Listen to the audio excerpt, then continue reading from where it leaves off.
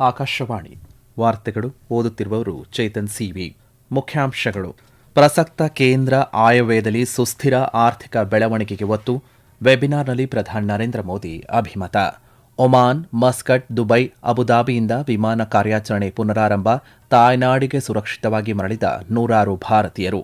ಅಫ್ಘಾನಿಸ್ತಾನ ಪಾಕಿಸ್ತಾನ ಸಂಘರ್ಷ. ಅಫ್ಘಾನ್ ಪಡೆಗಳಿಂದ ಪಾಕಿಸ್ತಾನದ ಪ್ರಮುಖ ಸೇನಾ ನೆಲೆಗಳ ವಶ. ಪೌರತ್ವ ತಿದ್ದುಪಡಿ ಕಾಯ್ದೆ ಸಿಎಎ ಅರ್ಜಿ ತ್ವರಿತ ವಿಲೇವಾರಿಗೆ ಪಶ್ಚಿಮ ಬಂಗಾಳದಲ್ಲಿ 2 ಸಬಲೀಕರಣ ಸಮಿತಿ ರಚನೆ. ವಾರ್ತೆಗಳ ವಿವರ. ಜಾಗತಿಕ ಪೂರೈಕೆ ಸರಪಳಿಗಳು ಮರುರೂಪಗೊಳ್ಳುತ್ತಿರುವಂತಹ ಈ ಸಂದರ್ಭದಲ್ಲಿ ಸ್ವಚ್ಛ ಮತ್ತು ಹಸಿರು ಇಂಧನ ಕ್ಷೇತ್ರದಲ್ಲಿ ಹೂಡಿಕೆ ಮಾಡುವ ಭಾರತೀಯ ಕಂಪನಿಗಳು ಜಾಗತಿಕವಾಗಿ ಉತ್ತಮ ಮಾರುಕಟ್ಟೆಗಳನ್ನು ತಲುಪಲು ಸಾಧ್ಯವಾಗಲಿದೆ ಎಂದು ಪ್ರಧಾನಿ ನರೇಂದ್ರ ಮೋದಿ ವಿಶ್ವಾಸ ವ್ಯಕ್ತಪಡಿಸಿದ್ದಾರೆ. ನವದೆಹಲಿಯಲ್ಲಿ ಇಂದು ಆಯೋಜನೆ ಮಾಡಲಾಗಿದ್ದಂತಹ ಬಜೆಟ್ ನಂತರದ ವೆಬಿನಾರ್ ಉದ್ದೇಶಿಸಿ ಮಾತನಾಡಿದ ಅವರು, ಪ್ರಸಕ್ತ ವರ್ಷದ ಕೇಂದ್ರ ಬಜೆಟ್ ಆರ್ಥಿಕ ಬೆಳವಣಿಗೆಯನ್ನು ಸುಸ್ಥಿರಗೊಳಿಸುವಂತಹ ಮತ್ತು ಬಲಪಡಿಸುವ ಬದ್ಧತೆಯನ್ನು ಪುನರುಚ್ಚರಿಸಿದೆ ಎಂದು ಹೇಳಿದ್ದಾರೆ. ಸುಸ್ಥಿರತೆ ಮತ್ತು ಇಂಗಾಲ ತಡೆಗಟ್ಟುವ ಯೋಜನೆಗಳು ದೇಶದ ಪ್ರಮುಖ ಕ್ರಮಗಳಾಗಿದ್ದು, ಕೈಗಾರಿಕೆಗಳು ತಮ್ಮ ವ್ಯವಹಾರದ ಕಾರ್ಯತಂತ್ರದ ಭಾಗವಾಗಿ ಸುಸ್ಥಿರತೆಯನ್ನು ಅಳವಡಿಸಿಕೊಳ್ಳಬೇಕು ಎಂದು ಪ್ರಧಾನಿ ನರೇಂದ್ರ ಮೋದಿಯವರು ಕರೆ ನೀಡಿದ್ದಾರೆ. ವಿಕಸಿತ ಭಾರತದ ಭಾರತೀಯ ಆರ್ಥಿಕತೆಯು ವೇಗವಾಗಿ ಬೆಳೆಯುತ್ತಿದ್ದು, ಹೆಚ್ಚು ಉತ್ಪಾದಿಸುವುದು ಮತ್ತು ರಫ್ತು ಮಾಡುವುದು ನಮ್ಮ ಸಂಕಲ್ಪವಾಗಿದೆ. ಈ ಗುರಿ ತಲುಪಲು ಕೈಗಾರಿಕೆಗಳು ಮತ್ತು ಹೂಡಿಕೆದಾರರು ಸರ್ಕಾರದೊಂದಿಗೆ ಕೈ ಜೋಡಿಸುವಂತೆ ಅವರು ಮನವಿ ಮಾಡಿದ್ದಾರೆ. ನವ ಮತ್ತು ನವೀಕರಿಸಬಹುದಾದಂತಹ ಇಂಧನ ಸಚಿವಾಲಯಕ್ಕೆ ಈ ಬಾರಿ ಬಜೆಟ್ನಲ್ಲಿ ದಾಖಲೆಯ 32,914 ಕೋಟಿ ರೂಪಾಯಿಗಳನ್ನು ಮೀಸಲಿಡಲಾಗಿದ್ದು, ಇದರಲ್ಲಿ 22,000 ಕೋಟಿ ರೂಪಾಯಿಗಳನ್ನು ಪಿಎಂ ಸೂರ್ಯಘರ್ ಯೋಜನೆಗೆ ನೀಡಲಾಗಿದೆ. ಹಸಿರು ಇಂಧನ ಕಾರಿಡಾರ್ ಯೋಜನೆಗೆ 600 ಕೋಟಿ ರೂಪಾಯಿ ಹಾಗೂ ರಾಷ್ಟ್ರೀಯ ಹಸಿರು ಹೈಡ್ರೋಜನ್ ಮಿಷನ್ಗೆ 600 ಕೋಟಿ ರೂಪಾಯಿಗಳ ಅನುದಾನವನ್ನು ಕಲ್ಪಿಸಲಾಗಿದೆ. ಉತ್ಪಾದನೆ, ಸರಕು, ಎಂಎಸ್ಎಂಇ ಮತ್ತು ಸಣ್ಣ ಪಟ್ಟಣಗಳು ಭಾರತದ ಬೆಳವಣಿಗೆಯ ಪ್ರಮುಖ ಆಧಾರ ಸ್ತಂಭಗಳಾಗಿವೆ ಎಂದು ಪ್ರಧಾನಿ ನರೇಂದ್ರ ಮೋದಿಯವರು ಹೇಳಿದ್ದಾರೆ. मैन्युफैक्चरिंग, लॉजिस्टिक्स, हमारे एमएसएमई, लघु उद्योग, कुटीर उद्योग, इतना ही नहीं, हमारे छोटे बड़े शहर ये अर्थव्यवस्था के पिलर्स के तौर पर दिखने में तो अलग अलग लगते हैं, लेकिन वे सभी इंटरकनेक्टेड है. जैसे मजबूत मैन्युफैक्चरिंग नए अवसर तैयार करती है और इससे निर्यात में बढ़ोतरी होती है. ಪ್ರಧಾನಿ ನರೇಂದ್ರ ಮೋದಿಯವರು ಯೂಟ್ಯೂಬ್ನಲ್ಲಿ 30 ದಶಲಕ್ಷ ಸಬ್ಸ್ಕ್ರೈಬ್ಗಳನ್ನು ಹೊಂದಿರುವ ಮೂಲಕ ಈ ವಿಡಿಯೋ ಹಂಚಿಕೆಯ ವೇದಿಕೆಯಲ್ಲಿ ಅತಿ ಹೆಚ್ಚು ಸಬ್ಸ್ಕ್ರೈಬ್ಗಳನ್ನು ಹೊಂದಿರುವಂತಹ ಜಾಗತಿಕ ನಾಯಕರಾಗಿ ಹೊರಹೊಮ್ಮಿದ್ದಾರೆ. ದುಬೈ ಮತ್ತು ಅಬುದಾಬಿಯಿಂದ ಭಾರತಕ್ಕೆ ವಿಮಾನ ಸಂಚಾರ ಕಾರ್ಯಾಚರಣೆ ನಿನ್ನೆ ರಾತ್ರಿಯಿಂದ ಪುನರಾರಂಭವಾಗಿದೆ. ಪಶ್ಚಿಮ ಏಷ್ಯಾ ಪ್ರದೇಶದಲ್ಲಿನ ಸಂಘರ್ಷದಿಂದಾಗಿ ಯುಎಇಯಲ್ಲಿ ಸಿಲುಕಿರುವಂತಹ ಸಾವಿರಾರು ಭಾರತೀಯರಿಗೆ ಇದೊಂದು ದೊಡ್ಡ ಪರಿಹಾರವಾಗಿದೆ. ಮಸ್ಕತ್ ಮತ್ತು ಒಮನ್ನಲ್ಲಿ ಸಿಲುಕಿದ್ದ ಭಾರತೀಯರು ಇಂದು ಸುರಕ್ಷಿತವಾಗಿ ತಾಯ್ನಾಡಿಗೆ ಮರಳಿದ್ದಾರೆ.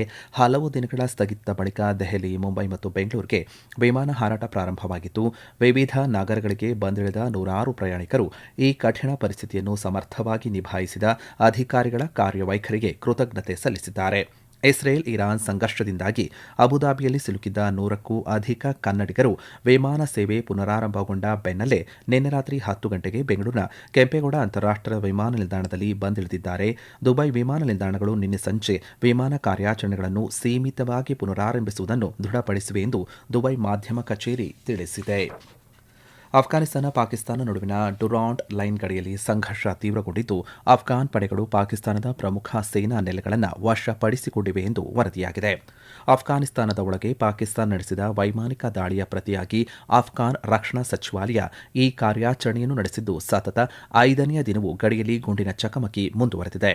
ಕಂದಹಾರ್ ಪ್ರಾಂತ್ಯದ ಸ್ಪಿನ್, ಬೋಲ್ಡಾಕ್ ಮತ್ತು ಶೋರಾಬಾಗ್ ಜಿಲ್ಲೆಗಳಲ್ಲಿ ಪಾಕಿಸ್ತಾನದ ಹಲವು ಸೇನಾ ನೆಲೆಗಳನ್ನು ಅಫ್ಘಾನ್ ಪಡೆಗಳು ತಮ್ಮ ನಿಯಂತ್ರಣಕ್ಕೆ ಪಡೆದುಕೊಂಡಿವೆ ಎಂದು ಅಫ್ಘಾನ್ ಅಧಿಕಾರಿಗಳಿಗೆ ಮಾಹಿತಿ ನೀಡಿದ್ದಾರೆ. ಸ್ಪಿನ್ ಬೋಲ್ಡಾಕ್ನಲ್ಲಿ 3 ನೆಲೆಗಳನ್ನು ವಶಪಡಿಸಿಕೊಳ್ಳಲಾಗಿದ್ದು, ಈ ವೇಳೆ ಪಾಕಿಸ್ತಾನದ 3 ಸೈನಿಕರು ಮೃತಪಟ್ಟಿದ್ದಾರೆ ಮತ್ತು ಓರ್ವನನ್ನು ಸೆರೆ ಹಿಡಿಯಲಾಗಿದೆ ಎಂದು ಐಎಎನ್ಎಸ್ ಸುದ್ದಿ ಸಂಸ್ಥೆ ವರದಿ ಮಾಡಿದೆ. ಇದರ ಜೊತೆಗೆ ಪಾಕ್ತಿಕಾ ಪ್ರಾಂತ್ಯದಲ್ಲಿ ಅಫ್ಘಾನ್ ಭೂ ಪ್ರದೇಶದ ಮೇಲೆ ಗುಂಡಿನ ದಾಳಿ ನಡೆಸುತ್ತಿದ್ದ ಪಾಕಿಸ್ತಾನದ ಶಸ್ತ್ರಸಜ್ಜಿತ ಟ್ಯಾಂಕ್ ಒಂದನ್ನು ಧ್ವಂಸಗೊಳಿಸಲಾಗಿದೆ.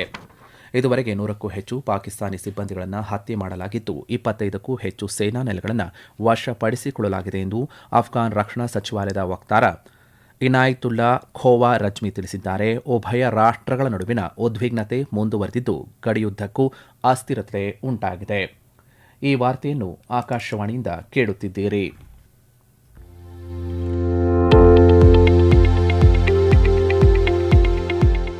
ನಮ್ಮ ಎಲ್ಲ ರಾಷ್ಟ್ರೀಯ ವಾರ್ತೆಗಳು ಹಾಗೂ ಪ್ರದೇಶ ಸಮಾಚಾರ ಈಗ ಆಕಾಶವಾಣಿ ನ್ಯೂಸ್ ಕನ್ನಡ ಯೂಟ್ಯೂಬ್ ಚಾನೆಲ್ನಲ್ಲಿ ಲಭ್ಯ. ನಮ್ಮ ಎಕ್ಸ್ ಖಾತೆ ಮತ್ತು ಇನ್ಸ್ಟಾಗ್ರಾಂ ಖಾತೆ ಆಕಾಶವಾಣಿ ನ್ಯೂಸ್ ಕನ್ನಡ. ಹೆಚ್ಚಿನ ಮಾಹಿತಿಗಾಗಿ ನಮ್ಮ ಫೇಸ್ಬುಕ್ ಖಾತೆ ಆಕಾಶವಾಣಿ ವಾರ್ತೆ ಕನ್ನಡವನ್ನು ಅನುಸರಿಸಿ.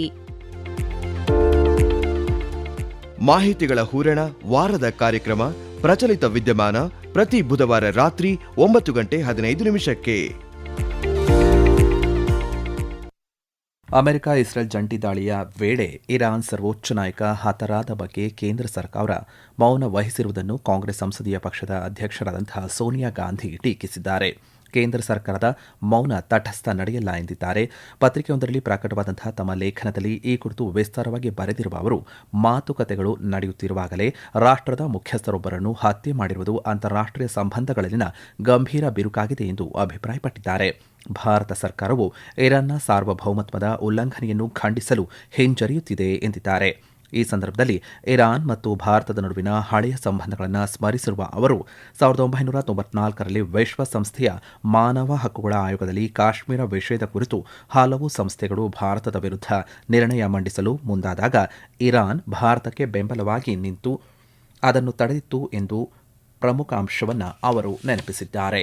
ಪಶ್ಚಿಮ ಏಷ್ಯಾದಲ್ಲಿ ಉಲ್ಬಣಿಸಿರುವ ಉದ್ವಿಗ್ನತೆಯ ನಡುವೆ ವಿದೇಶಿ ಹಡಗುಗಳಲ್ಲಿ ಸೇವೆ ಸಲ್ಲಿಸುತ್ತಿದ್ದಂತಹ 3 ಭಾರತೀಯ ನಾವಿಕರು ಮೃತಪಟ್ಟಿದ್ದು, ಓರ್ವ ಗಾಯಗೊಂಡಿದ್ದಾನೆ. ಹಡಗು ಸಾರಿಗೆ ಮಹಾನಿರ್ದೇಶನಾಲಯ ಈ ಬಗ್ಗೆ ಮಾಹಿತಿ ನೀಡಿದೆ.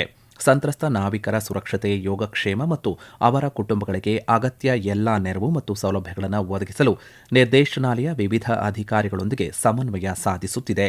ಈವರೆಗೆ ಭಾರತೀಯ ಹಡಗುಗಳಿಗೆ ಸಂಬಂಧಪಟ್ಟಂತೆ ಯಾವುದೇ ಸಾವು ನೋವು ಅಥವಾ ಬಂಧನದಂತಹ ಘಟನೆಗಳು ವರದಿಯಾಗಿಲ್ಲ. ಈ ಹಡಗುಗಳು ಪ್ರಸ್ತುತ ಇರುವಂತಹ ಪ್ರದೇಶಗಳಲ್ಲಿ ಸುರಕ್ಷಿತವಾಗಿ ಕಾರ್ಯವನ್ನು ನಿರ್ವಹಿಸುತ್ತಿದ್ದು, ನಿರಂತರವಾಗಿ ಮೇಲ್ವಿಚಾರಣೆ ಮುಂದುವರೆದಿದೆ. ಸಂಘರ್ಷದ ಹಿನ್ನೆಲೆ ಪರ್ಷಿಯನ್ ಗಲ್ಫ್ ಪ್ರಾಂತ್ಯದಲ್ಲಿ ಸಿಲುಕಿರುವಂತಹ ಭಾರತೀಯ ನಾವಿಕರ ತುರ್ತು ಸ್ಥಳಾಂತರ ಮತ್ತು ಸಹಾಯಕ್ಕಾಗಿ ಹಡಗು ಸಾರಿಗೆ ಮಹಾನಿರ್ದೇಶನಾಲಯ ತ್ವರಿತ ಪ್ರತಿಕ್ರಿಯಾ ತಂಡವನ್ನು ರಚಿಸಿದೆ. ಪಶ್ಚಿಮ ಏಷ್ಯಾದಲ್ಲಿ ಉಲ್ಬಣಿಸಿರುವಂತಹ ಸಂಘರ್ಷದ ಹಿನ್ನೆಲೆಯಲ್ಲಿ ಅಮೆರಿಕ ಅಧ್ಯಕ್ಷ ಡೊನಾಲ್ಡ್ ಟ್ರಂಪ್ ವಾಷಿಂಗ್ಟನ್ ಡಿಸಿಯಲ್ಲಿಂದು ಜರ್ಮನ್ ಚಾನ್ಸಲರ್ ಫೆಡ್ರಿಕ್ ಮೆರ್ಚ್ ಅವರೊಂದಿಗೆ ಮಹತ್ವದ ಮಾತುಕತೆ ನಡೆಸಲಿದ್ದಾರೆ.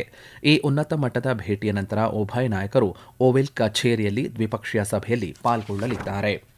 ಇರಾನ್ ಯುದ್ಧದ ಜಾಗತಿಕ ಆರ್ಥಿಕ ಪರಿಣಾಮದ ಬಗ್ಗೆ ವಿಶ್ವಸಂಸ್ಥೆ ಕಳವಳ ವ್ಯಕ್ತಪಡಿಸಿದ್ದು, ವಿಶ್ವಸಂಸ್ಥೆಯ ಪ್ರಧಾನ ಕಾರ್ಯದರ್ಶಿ ಆಂಟೋನಿಯೋ ಗುಟೆರಸ್ ಗಲ್ಫ್ ಪ್ರದೇಶದ ನಾಯಕರೊಂದಿಗೆ ಒಂದು ಸುತ್ತಿನ ರಾಜತಾಂತ್ರಿಕ ಮಾತುಕತೆ ನಡೆಸಿದ್ದಾರೆ.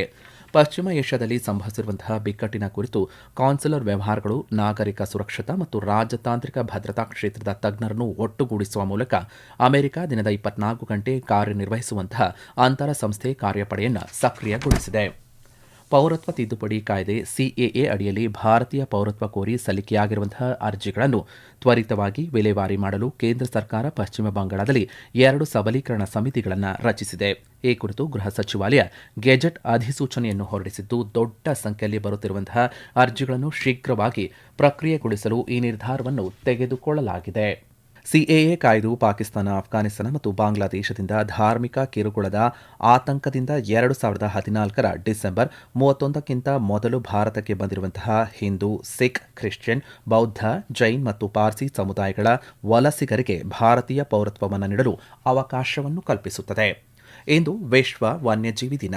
ಈ ಹಿನ್ನೆಲೆ ಸಾಮಾಜಿಕ ಮಾಧ್ಯಮದ ಸಂದೇಶವನ್ನು ಹಂಚಿಕೊಂಡಿರುವಂತಹ ಉಪರಾಷ್ಟ್ರಪತಿ ಸಿಪಿ ರಾಧಾಕೃಷ್ಣನ್, ಈ ದಿನ ನಮ್ಮ ಭೂಮಿಯ ಅಸ್ತಿತ್ವಕ್ಕೆ ಆಧಾರವಾಗಿರುವ ವನ್ಯಜೀವಿ ಮತ್ತು ಸಸ್ಯ ಸಂಕುಲದ ವೈವಿಧ್ಯತೆಯನ್ನು ಸಂಭ್ರಮಿಸುವ ದಿನವಾಗಿದೆ ಎಂದು ಹೇಳಿದ್ದಾರೆ.